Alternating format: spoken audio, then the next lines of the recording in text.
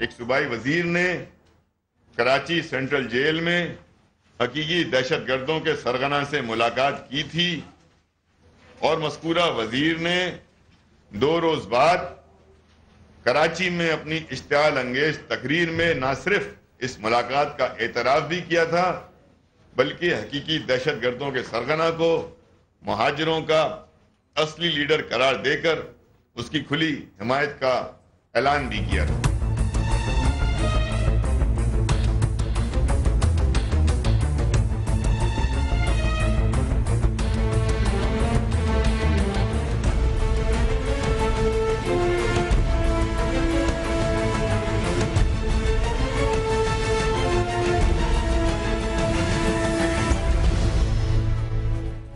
السلام علیکم ناظرین، میں ہوں فریہ ازری۔ سب سے پہلے بات ہوگی کراچی کی، جہاں پر متحدہ قومی موومنٹ نے الزام لگایا ہے کہ ایک وزیر کراچی کے حالات کا ذمہ دار ہے۔ اس کے بعد بات ہوگی ڈاکٹر فائے کی۔ ڈاکٹر فائے کس کے لیے کام کر رہے ہیں؟ Welcome to news bat.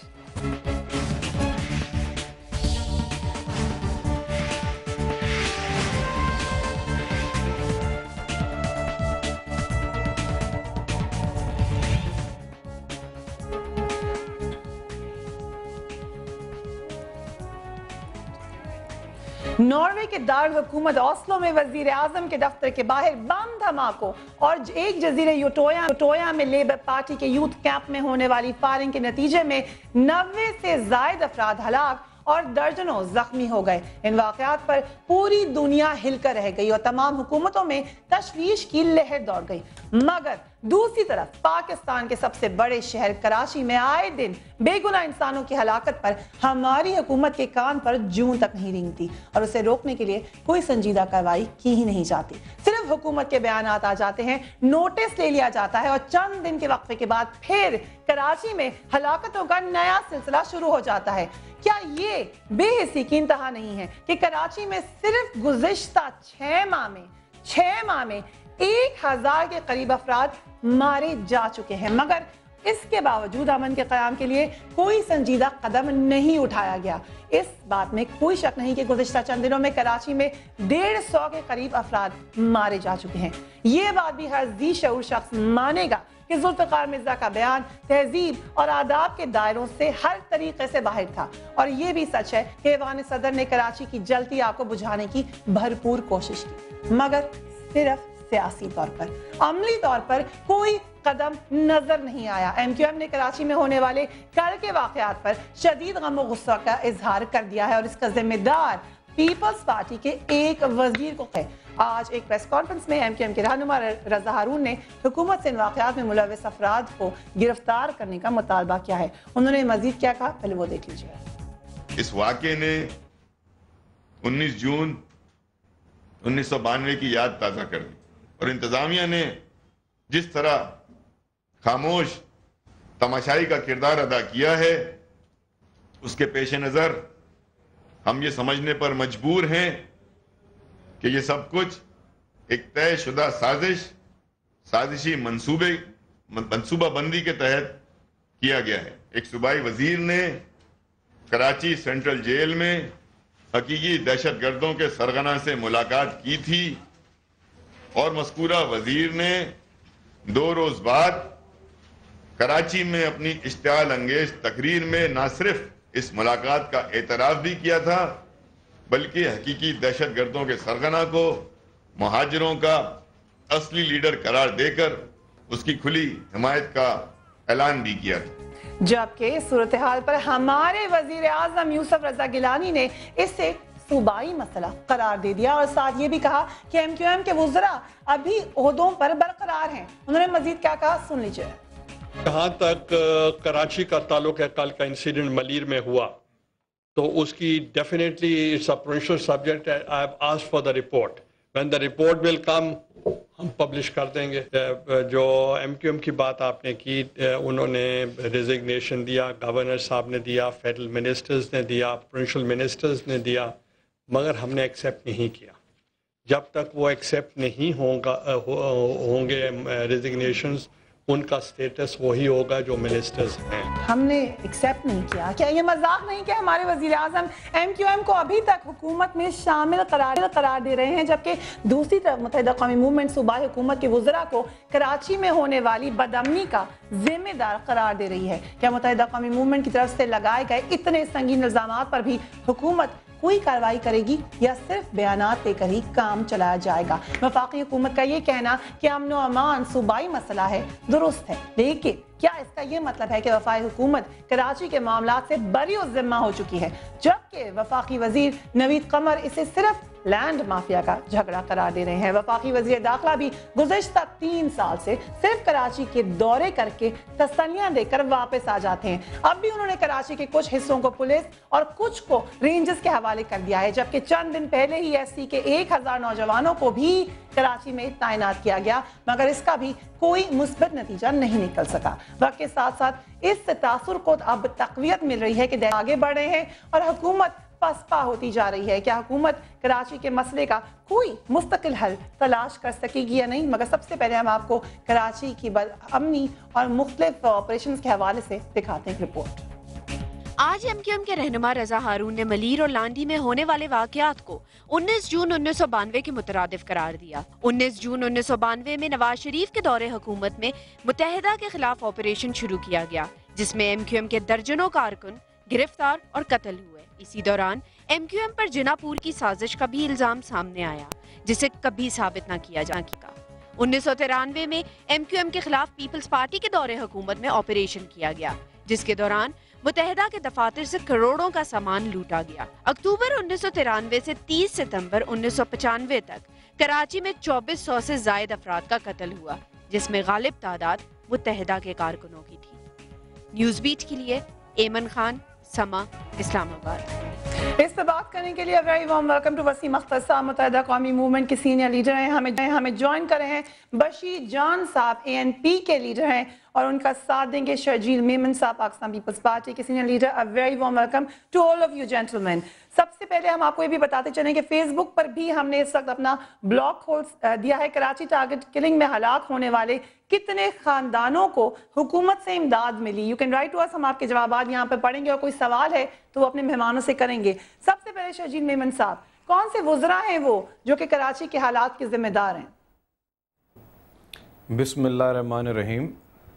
سب سے پہلے تو میں یہ کہوں گا کہ نہ ہی ہمارے پاکستان پیپلز پارٹی کا کوئی وزیر، نہ ہی پاکستان پیپلز پارٹی کا کوئی کارکن ان چیزوں میں انوالو ہے، اور جو الزامات ہیں سارے یہ بے بنیاد اور من گھڑت ہیں.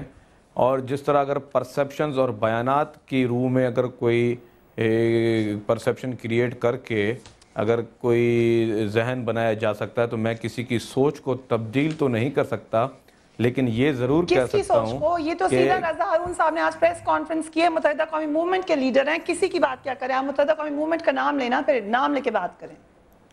اچھا، اگر آپ کو نام کا شوق ہے تو میں یہ بھی سن لیں کہ رضا ہارون صاحب نے جو آج بیان دیا ہے اور جس میں انہوں نے پیپلز پارٹی کے کسی وزیر کا ذکر کیا ہے، تو میں کیٹاگوریکلی کہتا ہوں کہ پیپلز پارٹی کا کوئی بھی وزیر اس چیز میں شامل نہیں ہے، اور اس طرح کے الزامات جو ہیں وہ مناسب بھی نہیں ہے، کیونکہ پاکستان پیپلز پارٹی مفاہمت کی سیاست چاہتی ہے، اور ہماری قائد محترمہ بینظیر بھٹو صاحبہ نے بھی ہمیں مفاہمت کا رستہ دیا، اور پھر محترم قائد ہمارے آصف علی زرداری صاحب نے بھی ہمیں یہی چیز آپ ڈینائی کر رہے ہیں. میں جی مجھے دیکھیں بات سنیں، نہیں میری بات سنیں، اگر آپ میری بات نہیں سنیں، دیکھیں آپ اگر میری بات نہیں سنیں گی، آپ میری بات نہیں سن رہی نا، نہیں آپ پہلے میری بات کمپلیٹ ہو جائے، اس کے بعد آپ پورے مجھ سے 100 سوالات کر سکتی ہیں.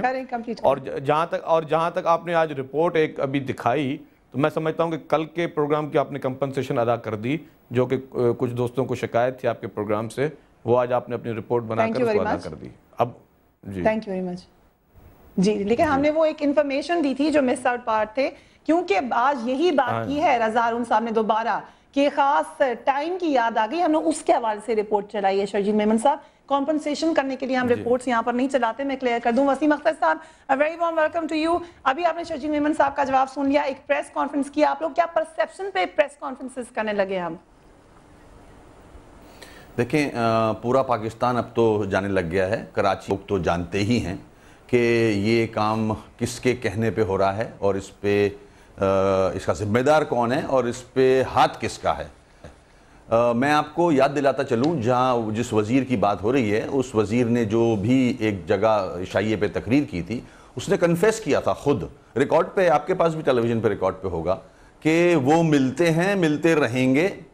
اور میں یہاں آپ کو ایک اور چیز بتاتا چلوں کہ یہ جو پلان ملیر میں کیا گیا ہے کل, یہ اس دن کا پلان تھا. اس رات جو ایک قوم کو کی تذلیل کی گئی تھی, نیکسٹ ڈے ان کا پلان یہ تھا. نیکسٹ ڈے پلان اس کا کامیاب یوں نہیں ہو سکا کہ عوام کا رد عمل آ گیا اس کے غلط بیان پہ, تو وہاں روک دیا گیا. مگر افسوس کہ نیتیں خراب ہیں. آج بھی جو ملیر میں ہوا, ملیر میں جو قتل و غارت ہوئی, 6 کارکن ایم کیو ایم کے مارے گئے, شہید ہوئے, 4 سپورٹرز شہید ہوئے, 2 وہاں کے علاقے کے لوگ شہید ہوئے, مگر پولیس رینجرز نام کی کوئی چیز نہیں تھی. حقیقی دہشت گرد کے غنڈے بدماش اور جو امن کمیٹی کے دہشت گرد ہیں وہ ایک وزیر کی پشت پناہی پہ انہوں نے ایکشن لیا. وہاں لوگوں کو گھروں میں گھس کے مارا ہے, ایم کیو ایم کے کارکنوں کو آفسوں پہ قبضہ کرنے کی کوشش کی گئی تھی. یہ قبضہ کرنے کی کوشش اس نیکسٹ ڈے کی تھی, ان کی پلاننگ وہ تھا.